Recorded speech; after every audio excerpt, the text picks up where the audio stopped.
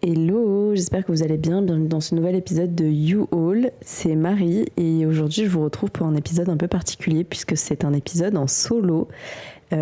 Pour cette saison 2 de You All, on aborde la santé mentale et on avait envie avec Isaline de s'accorder chacune un épisode solo où on pourrait parler, raconter, dire des choses qu'on avait envie de dire, un petit peu comme une séance chez le psy finalement, où on aborderait avec vous un sujet qui nous est intime et qu'on a envie de partager. C'est un exercice qui va pas être simple, je crois, et je suis la première à me lancer dans cet exercice-là. Je sens que ça va être beaucoup plus compliqué pour moi de vous parler sans que personne ne me pose de questions. J'ai déjà du mal à le faire quand on me pose des questions. Alors, sans qu'on pose de questions, je vais essayer de vous parler d'un sujet qui me tient à cœur, qui est le sujet du TOC du couple.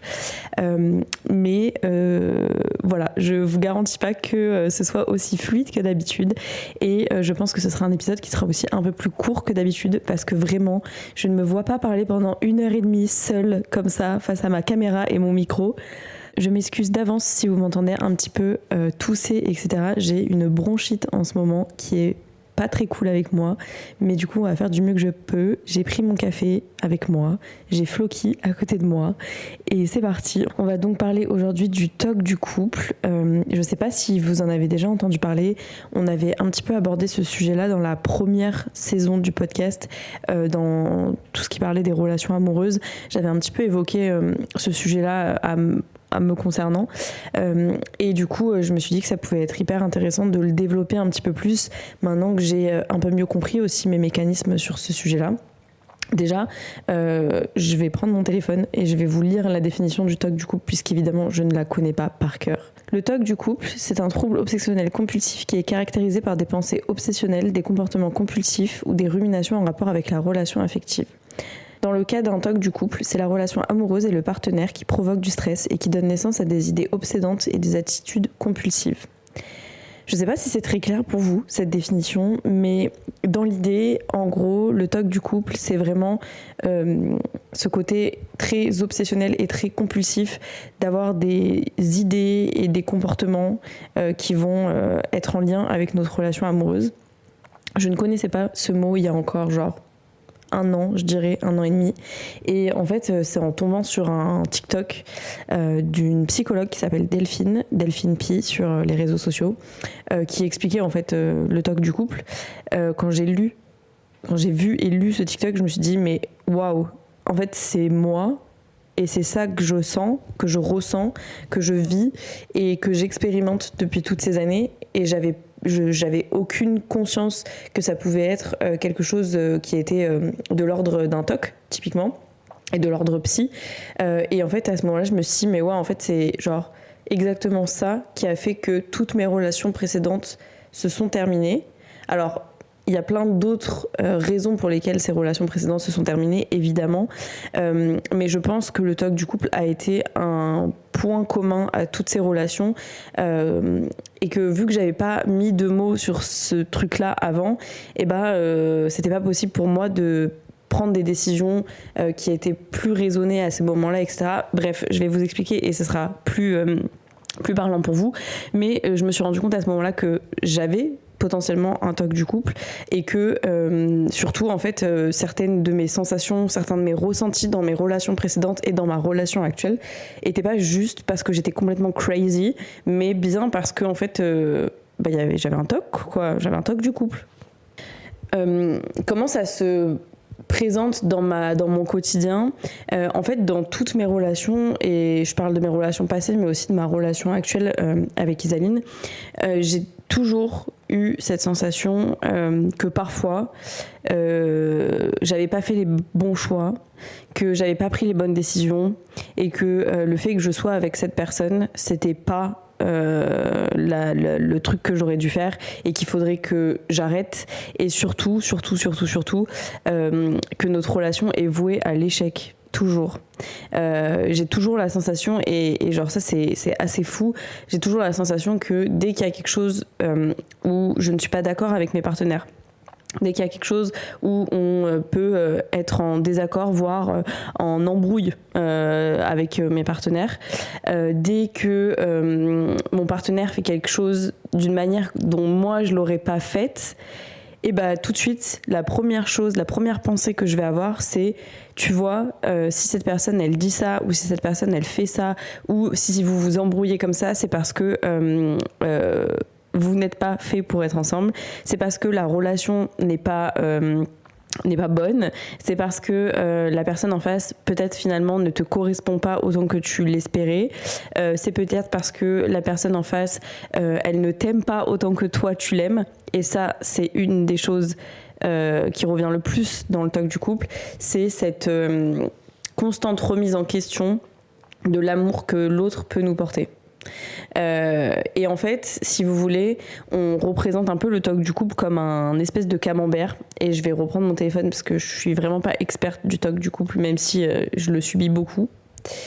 En fait, si vous voulez, c'est un espèce de camembert en 4 étapes. Donc la première, c'est des pensées ou des images qui vont être intrusives.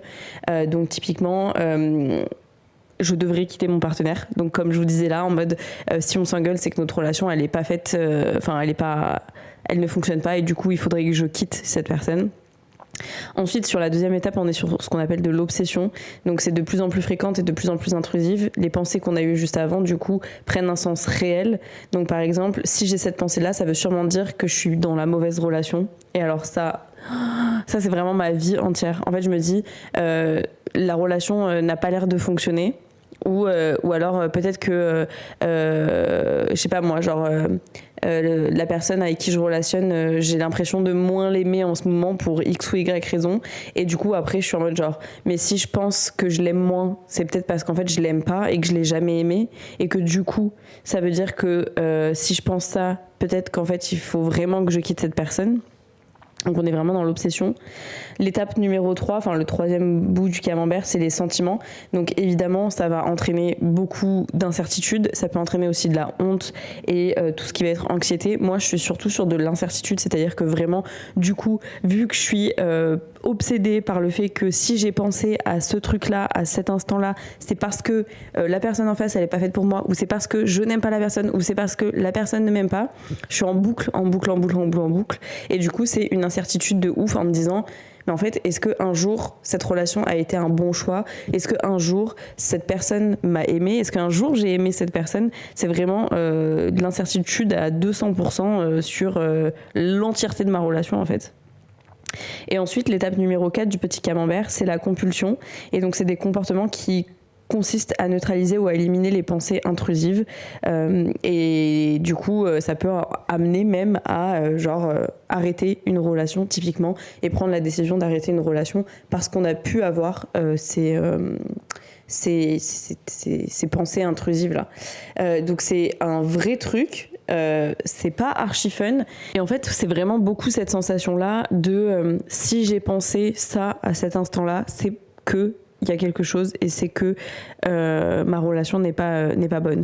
Tout est vraiment axé sur le couple et sur l'autre, et c'est typiquement des choses que je ressens vraiment souvent, où j'ai la sensation que ma relation ne fonctionnera pas, et que si je pense ça, c'est parce qu'en fait elle ne fonctionnera vraiment pas, et surtout que si je pense ça, c'est sûr que ça va pas fonctionner, et du coup je suis en mode obsessed sur ça, et à chaque fois c'est une lutte constante contre moi-même pour ne pas foutre en l'air ma relation, ne pas dire juste ciao bye, parce qu'en plus j'ai un fonctionnement qui est très comme ça dans les relations. Alors je sais pas si c'est lié au TOC du couple, ou si c'est complètement indépendant du TOC du couple, mais j'ai un fonctionnement qui est très binaire, c'est-à-dire que je peux très bien partir du jour au lendemain d'une relation qui a duré 3 ans ou 4 ans. Enfin 4 ans, je sais pas, parce que j'ai jamais été en couple pendant 4 ans, mais c'est ce que j'ai fait sur ma dernière relation avant Isaline, hein. Ça faisait 3 ans et demi qu'on était ensemble.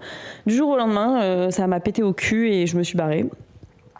Donc et en fait j'ai ce fonctionnement là où je peux vraiment partir rapidement sans jamais avoir de regrets, et sans, ouais, je sais pas, c'est vraiment genre je peux péter un câble et genre juste partir hyper rapidement, et du coup encore une fois, je sais pas si c'est lié au toc du couple, mais du coup, quand j'ai ces sentiments-là et ces ressentis-là de toc du couple, c'est vraiment une lutte contre moi-même pour pas prendre cette décision en mode genre ok vas-y je claque la porte au nez à la personne qui est en face et je me barre parce qu'en fait ma relation ne marchera pas.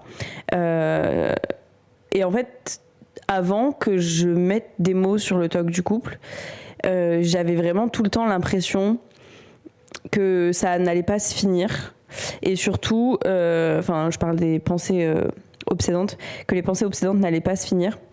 Et surtout, j'avais l'impression que en fait, j'étais bloquée avec ça. C'est-à-dire que c'était un peu genre en mode, soit tu restes dans ta relation et tu vois si elle fonctionne, mais du coup, t'es persuadée qu'elle fonctionnera pas. Soit tu t'en vas, mais du coup, tu recommences encore tout à zéro avec quelqu'un qui potentiellement ça va faire la même chose, tu vois. Et du coup, je suis beaucoup restée dans mes relations avec beaucoup de souffrance par rapport à ça, sans même le verbaliser en fait, parce qu'en fait, parfois, le toc du couple, ça dure longtemps. C'est pas genre juste une journée. Des fois, ça peut durer genre 2 semaines, 3 semaines, 1 mois. Et en fait, à l'époque, vu que je n'avais pas verbalisé ça, j'avais beaucoup de mal. Enfin, j'en parlais pas en fait à mes partenaires parce que c'est hyper touchy de dire à ses partenaires, bah là, en fait, en ce moment, je suis obsédée par l'idée que peut-être je t'ai jamais aimé. Et du coup, je sais pas si je dois te quitter ou pas. Voilà, trop chelou, tu vois. Genre moi, si demain quelqu'un me dit ça sans me mettre un contexte et sans m'expliquer que c'est quelque chose que la personne ne contrôle pas, que c'est quelque chose qui est dans son cerveau et qui a un nom et qui a un fonctionnement, etc., etc. Moi, il y a quelqu'un qui me dit ça, je dis bah écoute ma belle, prends tes clics et tes claques et va-t'en, tu vois. Genre si tu m'aimes pas, on va pas rester ensemble. Donc je verbalisais pas du tout en fait ce sujet-là dans mes anciennes relations et du coup c'était hyper compliqué pour moi parce qu'en fait j'étais dans des périodes où j'avais l'impression que rien n'allait et où je remettais en cause c'est pas vraiment en cause mais je remettais en question ma relation de ouf et en fait je ne pouvais en parler à personne parce que pareil je me voyais très mal parler de ça à mes potes en leur disant bah en fait je crois que j'ai jamais aimé mon ex. Enfin, mon mec du moment, du coup. Genre, tout le monde m'aurait pris pour une meuf complètement crazy, tu vois, en mode genre, bah, meuf, quand même, enfin, genre, ça fait 3 ans que t'es avec, c'est que tu l'aimes bien quand même, un minimum, tu vois. Et du coup, j'ai jamais trop parlé de ça, ni à mes potes, ni à mes anciens partenaires. Et du coup, c'était vraiment de la souffrance parce que j'étais là dans les relations et en fait, j'en parlais pas, je pouvais pas extérioriser ce truc-là. Et du coup, je pense que ça faisait aussi durer les périodes de toc du couple. Les périodes du toc du couple que j'avais beaucoup plus longtemps que ce qu'elles durent maintenant. Parce que tout simplement, je verbalisais pas et que j'étais toujours dans une lutte et dans un truc où je performais quelque chose dans ma relation, en mode je faisais semblant que tout allait bien, je faisais semblant que tout était ok, etc., pour m'auto-persuader que c'était ok, sans jamais prendre le temps juste d'exprimer ce que je ressentais et sans jamais prendre le temps d'essayer de mettre en place des choses pour venir rassurer ce toc du couple et venir me rassurer moi en fait. Et du coup, mettre un mot sur ces sentiments-là, sur ces ressentis-là, ça a été un peu de la délivrance pour moi, même si j'apprends encore à dealer avec. Mais parce que tout simplement, ça m'a permis en fait de juste expliquer mes comportements, de juste expliquer mes ressentis, de pouvoir tout simplement être moi-même en fait dans ma relation. Du coup, quand j'ai vu ce TikTok de Delphine là, et où j'ai compris que potentiellement j'avais ça, j'ai envoyé à ma meuf et je lui ai dit j'ai ça, je crois que j'ai ça. Et en fait, on en a discuté du coup. Et maintenant, on est vraiment dans une relation où quand ces obsessions-là arrivent, ces pensées intrusives arrivent, de toute façon, ça se voit très vite. Je me renferme beaucoup, je suis beaucoup dans mon coin, je suis beaucoup moins ouverte à l'autre, beaucoup moins tactile, beaucoup moins présente pour la personne. Ce qui, avant, du coup, pouvait être compliqué à comprendre pour mes partenaires parce qu'en fait d'un coup je switchais de mode et même pour moi du coup alors que là en fait vu qu'elle sait que j'ai un toc du couple, quand je switch comme ça de mode, bah elle me demande est-ce que tu fais un toc du couple. Encore une fois on en revient à ce truc là, c'est hyper compliqué parfois de dire aux gens ben en fait en ce moment j'ai l'impression que je t'aime pas quoi. où j'ai l'impression que tu m'aimes pas, où j'ai l'impression que notre relation elle est nulle et qu'elle va pas marcher. Donc des fois je dis oui, des fois je dis non, mais c'est oui parce que j'ai encore du mal à tout verbaliser. Et en fait ça permet vraiment juste déjà premièrement pour elle de savoir dans quel état je me trouve et du coup de mieux comprendre mes comportements et de pas être blessée par mes comportements. Pour moi ça me permet de pouvoir exprimer plus facilement ce que je ressens, comment l'état dans lequel je suis et de pouvoir vivre mon talk du couple correctement en vraiment l'acceptant et en le laissant prendre la place qu'il doit prendre pour comment dire, c'est comme s'il s'évacuait quoi, tu vois, genre en mode il apparaît, je le laisse vivre comme une émotion quoi et après il s'en va. Et ça me permet aussi d'apprendre à verbaliser les choses, ce qui est pas gagné avec moi.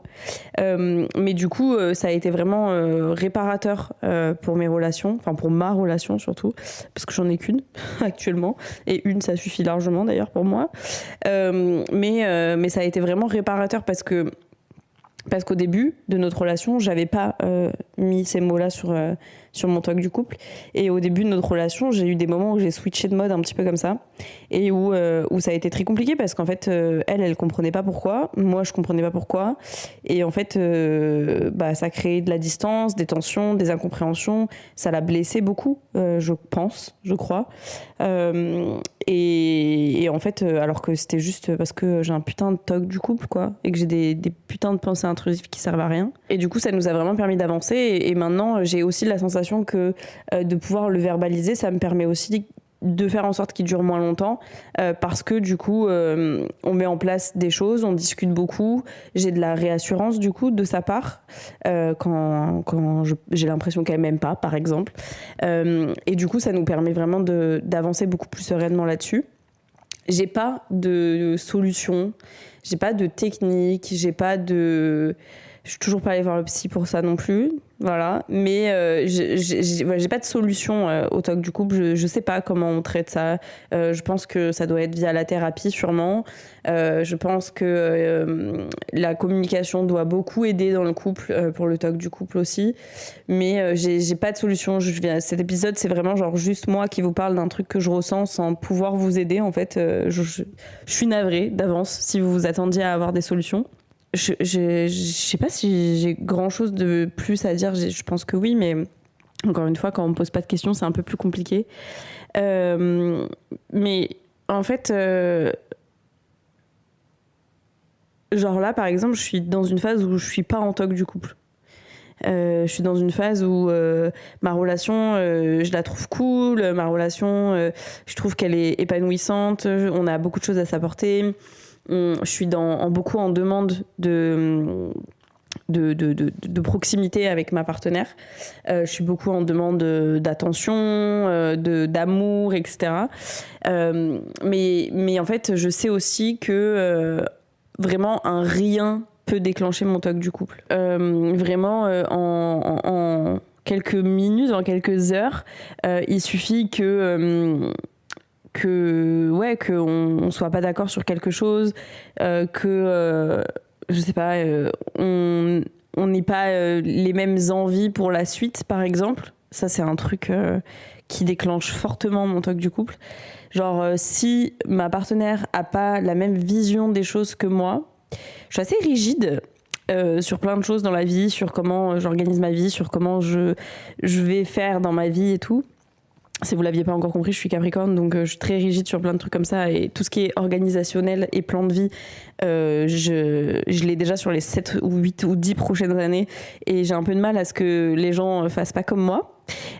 Du coup, si ma partenaire a pas les mêmes envies de vie que moi, ça peut très vite genre trigger mon toc du couple en mode genre en fait si vous avez pas les mêmes envies c'est que vous êtes pas faites pour être ensemble et du coup c'est que votre relation va pas marcher et du coup il faut la quitter. Donc ça c'est vraiment des trucs qui vont trigger de ouf mon toc du couple. Et puis il y a des fois j'ai encore un peu du mal à déterminer genre qu'est-ce qui vient le déclencher parce qu'en fait il y a des fois je me réveille un matin et en fait genre je suis en mode toc du couple pour les 3 prochaines semaines, quoi. Et du coup, c'est assez complexe parce que C'est vraiment genre, je me réveille et puis le matin, je suis en mode genre. Et en fait, si j'avais pas fait le bon choix et si je devais quitter la personne avec qui je suis depuis 3 ans, bonne idée de bon matin. Pourquoi penser à autre chose? Et du coup, c'est vrai que c'est assez complexe parce que même moi, j'ai encore du mal à mettre des mots sur qu'est-ce qui vient trigger mon toc du couple. J'ai encore beaucoup de mal aussi à accepter, enfin pas à accepter, mais à me rendre compte que je suis en toc du couple. Ça met plusieurs jours, voire semaines parfois. Parce qu'en fait, c'est vraiment des pensées qui sont tellement genre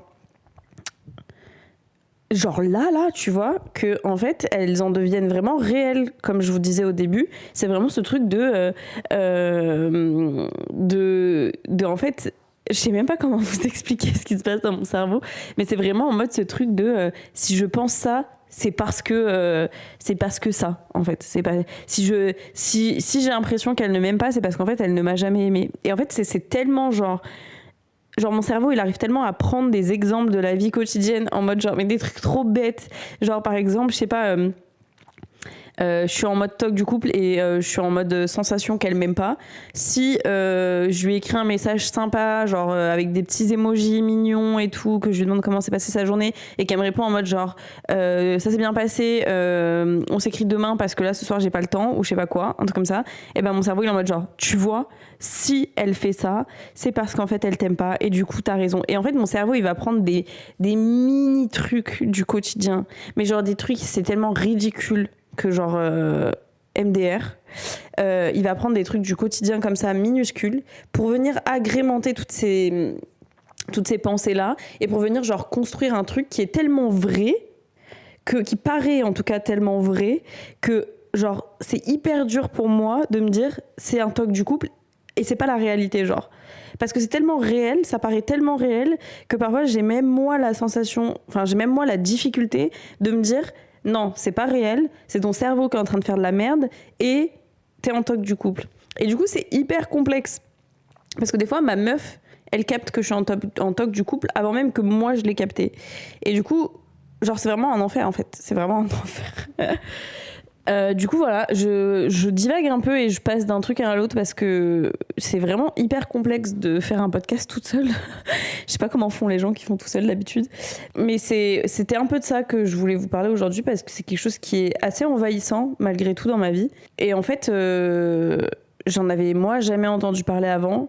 Et la dernière fois, j'ai une pote qui m'a écrit au sujet de sa relation, on discutait et en fait tout ce qu'elle me disait c'était vraiment dans ce sens-là. Et en fait à un moment je lui ai dit meuf, enfin genre juste est-ce que tu peux lire cet article et me dire si genre tu files genre que c'est toi, tu vois, genre est-ce que tu ressens, est-ce que tu sens que ça pourrait être ce que tu as. Et en fait elle l'a lu, elle m'a dit mais meuf genre vraiment oui c'est ça en fait que je vis au quotidien. Et je pense qu'on est beaucoup plus nombreux et nombreuses que ce qu'on pense à être touchés par ce toc là, et je trouvais ça important et intéressant de pouvoir vous en parler. Peut-être que ça va résonner en vous, peut-être que vous allez enfin, vous aussi, vous dire que vous avez trouvé ce que vous avez. Et je me dis souvent, en fait, depuis que j'ai mis des mots là-dessus, que peut-être que si j'avais su avant, mes relations précédentes, elles se seraient passées autrement. Peut-être que j'aurais d'ailleurs pas fait les choix que j'ai faits. Et que j'en serais pas là où j'en suis aujourd'hui, évidemment. Mais je pense que ça aurait pu m'aider beaucoup, que ça aurait pu sauver aussi certains aspects de mes relations précédentes. Et que des fois, je m'en veux un peu de pas avoir creusé ce sujet-là, de pas avoir exploré ce que ça pouvait être, et de pas avoir eu les clés, en fait, tout simplement pour avancer sereinement dans mes relations. Et du coup, j'espère en tout cas que cet épisode de podcast aura permis à certains et certaines qui m'écoutent de juste mettre des mots en fait sur ce qu'ils vivent, sur ce qu'ils et elles vivent, pardon. Et que ça vous permettra peut-être de genre pas tout gâcher, de pas prendre des décisions de manière compulsive, que ça vous permettra aussi d'avoir un support à donner à votre partenaire pour que la personne avec qui vous relationnez puisse potentiellement comprendre, entendre ce que vous vivez et que vous puissiez ensuite communiquer avec vos partenaires. Et j'espère aussi que si jamais vous vous relationnez avec quelqu'un qui potentiellement a un TOC du couple, cet épisode vous aura permis de comprendre un peu mieux ce qui se passe dans la tête de la personne que vous avez en face de vous, qu'elle pourra vous permettre aussi de vous rassurer et d'appréhender au mieux ces périodes-là. Je sais que c'est des choses qui sont des moments qui sont vraiment pas simples pour l'autre. Je sais qu'Isaline en a beaucoup souffert. Et encore maintenant, parce qu'en tout cas, moi, c'est ma manière d'être en TOC du couple. J'ai vraiment ce truc de me renfermer sur moi-même qui peut être très compliqué à gérer et très compliqué à vivre pour la personne qui est en face, puisque d'un coup, vraiment, je me coupe, je me ferme, je suis plus dans la communication, je suis plus dans la complicité, je suis plus dans l'intimité, je suis plus dans rien, en fait, je suis plus dans la relation, en fait. Tout simplement. Et je sais que c'est des choses qui peuvent être très compliquées à vivre. Je ne peux pas parler à sa place, mais j'espère en tout cas que si vous vivez avec quelqu'un qui a un TOC du couple, ce podcast vous aura un peu éclairci sur ce qu'on ressent et ce qu'on vit. Et sachez que c'est vraiment pas genre contre vous, c'est vraiment genre juste notre cerveau. Et il est très fort en notre cerveau, enfin en tout cas le mien est très très fort, et il est capable de nous auto-persuader de tellement de trucs que c'est assez fou. Et d'ailleurs je rebondis sur ce que je disais tout à l'heure, mon cerveau, moi, il va vraiment venir prendre des petits bouts du quotidien pour argumenter en fait avec lui-même sur le fait que ce qu'il est en train de penser c'est vrai. Et moi j'ai vraiment ce truc là, et alors je sais pas toutes celles et tous ceux qui ont un TOC du couple si c'est la même chose ou pas, mais moi mon cerveau de manière générale il a trop d'imagination. Il a trop d'imagination, il aime trop se faire des films. Des fois, vraiment, j'ai envie de lui dire de se calmer, qu'on n'est pas genre à Hollywood et qu'on n'est pas réalisateur de films, quoi. Parce que genre vraiment, mon cerveau a un fonctionnement imaginatif, je sais pas si on dit ça comme ça, mais voilà, qui est genre ultra développé et qui est capable de s'auto-persuader de tellement de trucs que c'est hyper complexe. Typiquement, un exemple tout bête, mais par exemple, quand Isaline va quelque part en soirée et qu'elle rentre à la maison en voiture, je passe ma vie à lui demander de m'écrire pour me dire qu'elle est bien rentrée, évidemment. Au début de notre relation, elle n'avait pas forcément ce réflexe-là. Et du coup, la première chose que mon cerveau se dit si je me réveille le matin sans avoir un message qui me dit qu'elle est bien rentrée, c'est qu'elle a eu un accident de voiture, qu'elle est morte et que je vais plus jamais la revoir. Voilà. Genre, il n'y a pas d'entre-deux. Il n'y a pas, genre, mon cerveau, il se dit pas juste « Oh, elle a oublié, elle doit être bien rentrée, mais elle a oublié. » Ou « Ah, peut-être qu'en fait, elle n'est pas encore rentrée. » Ou « Ah, peut-être qu'en fait, je sais pas moi, genre, elle s'est endormie à la soirée et du coup, elle dort sur place. » Ah, peut-être... Non. Mon cerveau, la première chose qu'il pense, et surtout, il s'auto-persuade de ça, c'est qu'il lui est arrivé un truc hyper grave, qu'elle est certainement morte et que je vais jamais la revoir. Voilà, et en fait, ça, c'est tout le temps, pour tout. Pour le moindre truc où il peut y avoir des potentialités, en fait, mon cerveau, il a trop d'imagination. Il s'imagine des trucs de malade comme ça. Et en fait, je m'auto-persuade de ces trucs-là. Et c'est un enfer, en fait. Et ça, dans le TOC du couple, c'est vraiment un truc que j'ai remarqué plus aussi. C'est que mon cerveau, il est capable de s'imaginer et de s'inventer des histoires de ouf, de les agrémenter de choses réelles pour qu'elles lui paraissent encore plus réelles. Et derrière, du coup, de m'auto-persuader que tout ça, c'est vrai. Alors qu'en fait... pas du tout, mon ref. Tu vois, genre, viens, on reste tranquille et on fait notre petite vie et tout se passe bien. Et pourquoi tu viens mettre ta zizanie là-dedans, tu vois? Parce qu'en plus, c'est ça le pire, c'est que là, actuellement, je suis dans une relation qui se passe vraiment très bien. Genre vraiment très, très, très, très bien. C'est genre la meilleure relation que j'ai jamais eue de ma vie. C'est une relation qui est saine, qui est stable, qui est pérenne, qui est dans laquelle je me sens genre vraiment libre d'être qui je suis, je me sens libre d'être, tout simplement. Je me sens libre de vivre des expériences, des choses, de vivre ma vie, en fait, tout simplement. Je n'ai jamais été aussi bien dans une relation qu'à l'heure actuelle, et mon cerveau, il est quand même capable de me dire « Non, cette personne n'est pas faite pour toi, il faudrait que tu partes. » Mais MDR, en fait. Genre, laisse-moi tranquille, laisse-nous tranquille, et genre, qu'est-ce qu'il te faut pour pas en arriver là, en fait? Parce que des fois, moi, c'est vraiment la question que je me pose, c'est genre, qu'est-ce qu'il faudrait que j'ai dans ma relation? Genre, qu'est-ce qu'il faudrait à mon cerveau quel genre de relation il faudrait à mon cerveau si même celle-ci ne lui convient pas pour arrêter de s'imaginer des trucs de ouf. Et en fait, je pense que la réponse, c'est genre, il lui faut rien. C'est juste, il est chelou et il fait des trucs chelous, mon cerveau. Mais des fois, ça me fait péter un câble parce que je suis en mode genre, c'est la meilleure relation de ma life et mon cerveau, il arrive encore à me faire croire que cette relation, c'est pas la bonne pour moi. Laisse-moi tranquille, non ?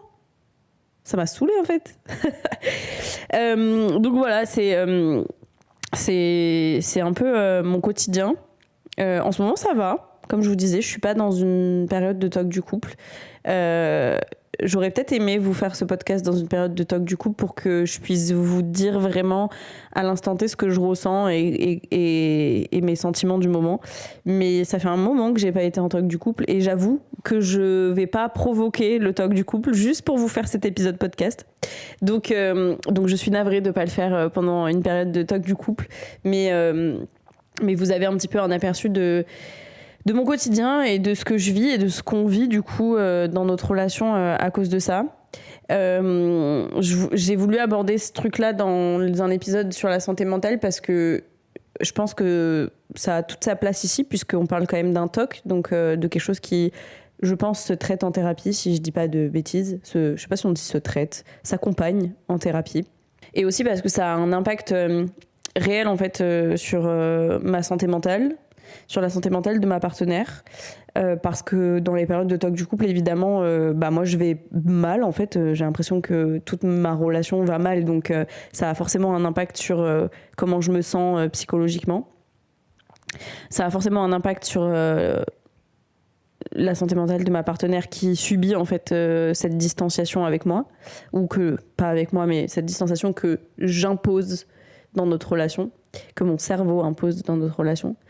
Et je trouvais que c'était intéressant et important d'en parler ici, parce que encore une fois, c'est quelque chose que je pense très peu de gens connaissent, et je pense que plein de gens seraient très contents de savoir qu'ils sont juste pas fous en fait et pas folles, parce que moi c'était un peu ça, c'était en mode genre ah waouh, en fait je suis pas folle, je suis pas complètement crazy, je suis pas complètement genre tarée à chaque relation à croire que rien ne va, c'est juste mon cerveau qui est complètement teubé, ou alors très intelligent et c'est peut-être pour ça qu'il est aussi fort, je sais pas, j'ai pas encore décidé.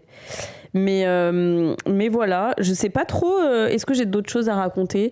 Je pense que j'ai un petit peu fait le tour. Si jamais vous avez des questions sur le TOC du couple, si jamais vous pensez avoir un TOC du couple et que cet épisode vous a parlé, a résonné en vous, je serais ravie d'en discuter avec vous sur les réseaux sociaux. N'hésitez pas à m'envoyer un petit message sur Instagram.